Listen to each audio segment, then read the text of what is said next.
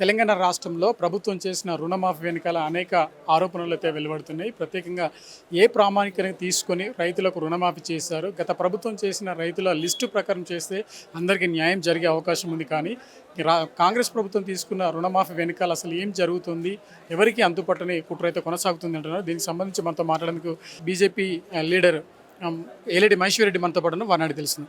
ప్రస్తుతం ఉన్న రుణమాఫీ పైన మీ స్పందన ఏంటి? మీరు పార్టీగా ఎలా చూస్తారు? అసలు అందరికీ రైతులందరికీ న్యాయం జరిగిందా? కాంగ్రెస్ ప్రభుత్వం ఇచ్చిన హామీ నెరవేరిందా లేదా? పూర్తిగా ఇది మోసం.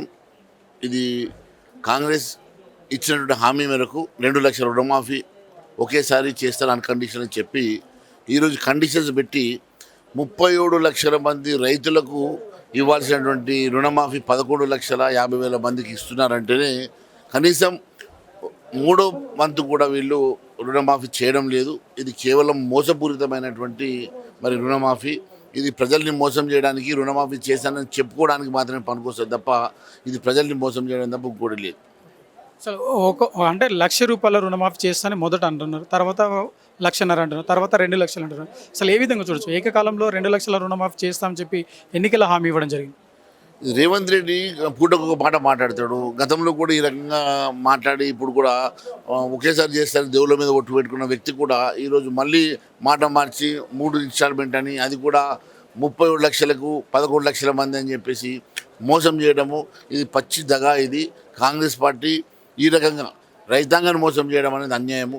రైతులు ఎంతో ఆశ పెట్టుకుని ఈరోజు రుణమాఫీ జరుగుతుంది అనుకున్నారు, కానీ రుణమాఫీ జరగక వాళ్ళందరూ కూడా ఇప్పుడు ఇబ్బంది పడే పరిస్థితి ఉంది. అంటే కనీసం 5 ఎకరాల లోపు ఇస్తాము, లేదంటే 10 ఎకరాల లోపు ఇస్తామని ఎక్కడ కూడా వివరణ ఇవ్వలేదు. ఒకవేళ వాళ్ళని ఎంపిక చేసిన విధానం కూడా ఎక్కడ ఎవరికి తెలియలేదు. చాలామంది 1,000 మంది ఉంటే కేవలం 100, 10 సంఖ్యలో మాత్రమే రైతులకు రుణమాఫీ జరిగిందని చెప్పేసి జిల్లాలో కావచ్చు ఆయా ప్రాంతాల్లో ఆవేదన వ్యక్తం చేస్తున్నారు. ఈరోజు ఏదైనా పబ్లిక్ డొమైన్లో పెట్టాలా. ఇది ఎవరు కూడా ఎవరి జేబులోకి ఇచ్చే డబ్బు కాదు. ఇది ప్రభుత్వ ఖజానా నుంచి ఇచ్చేటువంటి డబ్బు. మీరు ఎవరికి ఇస్తుండ్రు, ఏ ప్రతిపాదక మీద ఇస్తుండ్రు, ఏ ప్రణాళిక చేసిండ్రు, దీని డాటా ఏంది, దీన్ని కంప్లీట్గా పబ్లిక్ డొమైన్లో పెట్టాల్సిన అవసరం ఉన్నది. ఏది కాకుండా మీరు కేవలం 11 లక్షల మందికి మాత్రమే ఇస్తున్నారు అంటే 11 లక్షల మంది ఎట్లా ఎంపిక చేసినాం? దానికి they should be some norms for that. ఏ నామ్ లేకుండా, ఏ పద్ధతి లేకుండా నేను 11 లక్షల మందికి ఇచ్చినా నేను చేతులు దులుపుకుంటున్నా అంటే కాదు. 37 లక్షల మందికి గత ప్రభుత్వం ఇచ్చింది. 37 లక్షల మందికి ఇప్పుడు 37 లక్షల మంది ఉన్నారా, 39 లక్షల మంది ఉన్నారా? ఇప్పుడు రేషన్ కార్డు కొత్తగా అయితే ఏం రాలేదు. మరి కొత్తగా రాకుండా చాలామంది నష్టపోతున్నారు.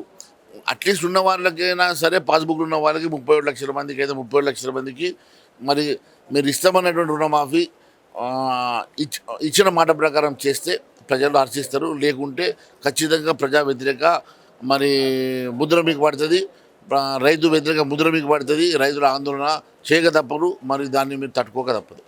రైతు ప్రభుత్వం అని కాంగ్రెస్ ప్రభుత్వం చెప్తుంది. రైతే మాకు ముఖ్యం అని చెప్పి గతంలో భూములు పంచాము, ఇప్పుడు రుణమాఫీ చేస్తామంటున్నారు. ఇవన్నీ రైతు వ్యతిరేక ప్రభుత్వం అంటే బాగుంటుంది. ఇది ప్రజాపాలన కాదు, ప్రజా వ్యతిరేక పాలన, రైతు పాలన కాదు, రైతు వ్యతిరేక పాలన. పూర్తిగా అన్ని వర్గాల ప్రజలను మోసం చేస్తున్నటువంటి ప్రభుత్వం మూల్యం చెందలేక తప్పదు.